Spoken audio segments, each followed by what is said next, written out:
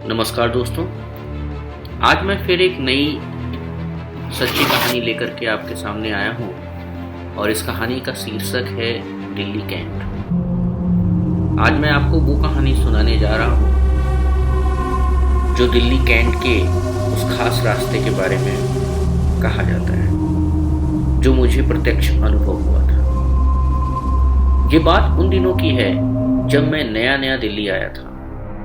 मुझे दिल्ली खूब सारा घूमने का मन करता था। लगता था कि वो हर जगह मैं देख करके आऊं जिसके बारे में मैंने किताब में पढ़ा था या यूट्यूब पे देखा था। लेकिन एक ही झटके में ये संभव ही नहीं था। काम का बोझ, संडे की व्यस्तता बहुत ज़्यादा अखरती थी। लगता था कि कई दिन की छुट्टी लें और खूब घूम के आएं। किसी तरह दिल्ली का लाल किला देखने का मौका मिला। वहीं पर कुछ लोगों से मेरी मुलाकात हुई जो हॉन्टेड जगहों के बारे में बात कर रहे थे। मैंने उन्हीं से दिल्ली कैंट के इस भूतिया जगह के बारे में सुना। मेरा एनर्जी के बारे में अध्ययन होने के कारण इस ओर रुझान अपने आप हो गया, क्योंकि मुझे नेगेटिव एनर्जी और पॉजिटिव एनर्जी में भेद करना आसानी से आता था। सो मैंने सोचा कि किसी दिन राहत में चल करके इसके बारे में देखा जाए कि ये सच है या केवल कपोल कल्पना है। इस बात का जिक्र मैंने कुछ अपने बहादुर साथियों के साथ किया। जब मैंने उनको ये बात बताई तो उनकी बहन खुद ही सरक गई। उन्हें डर लगने लगा। कहा, यार क्या बात करते हो, वहां जाने का मतलब है मौत को गले लगाना। वो सब वहां के बारे में पहले से ही जानते थे। उनके बारे में मना करने के बाद मैंने वहां जाने का निश्चय भी त्याग दिया। लेकिन कौन जानता है कि उसका सामना होने ही वाला था। दिमाग में उस जगह के बारे में लगातार बना रहता था। मैंने YouTube और नेटवर्क के माध्यम से उसके बारे में जानकारी इकट्ठी की, जानने की कोशिश की, लेकिन वो केवल किताबी ज्ञान ही रह गया। मई 2019 में क्लास लेने के लिए एक बार गुड़गांव जाना था। गुड़गांव जाने के लिए एक रास्ता दिल्ली कैंट से भी होकर गुजरता था। दिल्ली के लक्ष्मी नगर से गुड़गांव का रास्ता कुल 38 किलोमीटर था। जहां मुझे जाना था सेक्टर 39, काफ़ी भीड़ भाड़ और पास इलाके से होते हुए ये रास्ता गुजरता था।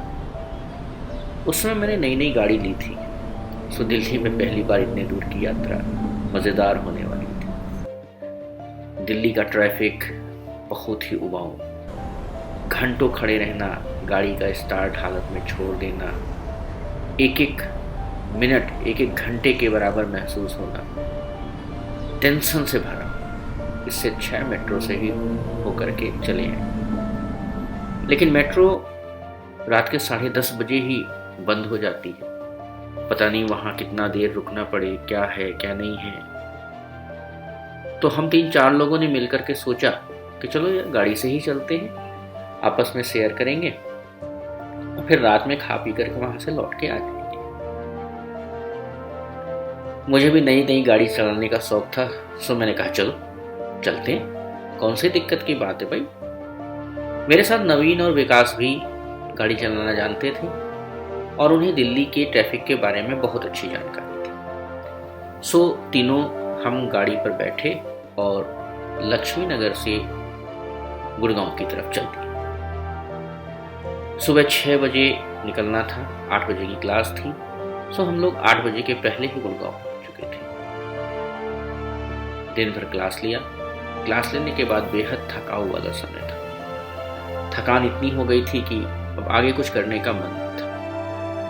अब बात थी कि भाई कोई अच्छा सा ढाबा या होटल देख करके पहले खाना खाया जाए, क्योंकि कैंटीन बंद हो चुका था, और उसके बाद फिर घर की तरफ निकला जाए। ये सब करते कराते रात के 10 साढ़े 10 बज गए। रास्ते में रुकना मुनासिब नहीं था, इसलिए सब लोगों ने पास के ही एक ढाबे में खाना खाया और खाना खाने के बाद लक्ष्मी नगर के लिए निकल गए। आगे जब जयपुर एक्सप्रेसवे पे हम लोग आए तो पता चला कि आगे एयरपोर्ट के पास काफ़ी भीड़ है। अब किधर जाया जाए? गाड़ी मैं ही चला रहा था। मैंने मैप लगा रखा था क्योंकि दिल्ली में बिना मैप के तो जाना बेकार है। आप रास्ता में कहीं और चले जाएंगे, फ्लाईओवर से उतरेंगे, फ्लाईओवर पे चढ़ेंगे, उसमें ही घूमते रह जाएंगे और पता चलेगा कि रात से सुबह हो गया और सुबह से रात हो गया और आप घूम ही रहे हैं, अपने डेस्टिनेशन पे कभी पहुंच ही नहीं पाए। गुड़गांव में रुकने का कोई ठिकाना तो था नहीं, इसलिए वापस लौटना ही मुनासिब था। बड़े आराम से गाड़ी चल रही थी, यही कोई स्पीड 60 या 70 रही होगी। तभी मैप ने एक रास्ता सुझाया कि आप इधर से निकल सकते हैं, इधर भीड़ है तो इधर से निकल सकते हैं। मैंने मैप के ही हिसाब से गाड़ी को उधर दौड़ा दिया। गाड़ी न जाने कब दिल्ली कैंट के रास्ते पर पहुंच चुकी थी और जैसे ही मैंने दिल्ली कैंट के रास्ते का बोर्ड पढ़ा, दिमाग में एक सनसनी हो गई। मैंने तीनों से कहा, दोस्त, खतरनाक जगह पे हम लोग आ गए। घड़ी में 12:30 बज रहे थे। नवीन कहा, देखो भाई, गाड़ी तेज चलाओ, जितना जल्दी हो सके ये जगह छोड़ दो, वरना कुछ भी हो सकता है। मैंने कहा, यार रुक तो, देखते हैं क्या दिक्कत है यार, इतना डर रहे हो, देखते हैं क्या होना है। गाड़ी आराम से चल रही थी। मैंने गाड़ी की स्पीड धीरे कर ली क्योंकि वो कह रहा था कि इधर से कुछ भी गुजर सकता है, इसलिए बड़ी संभाल के गाड़ी चलाना। इस रोड पे गाड़ी का एक्सीडेंट बहुत ज़्यादा होता है। गाड़ी की ब्रेकिंग वगैरह सारी कुछ ठीक थी, कहीं कोई प्रॉब्लम नहीं थी। तभी गाड़ी से 30 से 40 मीटर दूर ऐसा लगा जैसे कोई बूढ़ी औरत सड़क के किनारे सामान के साथ बैठी है।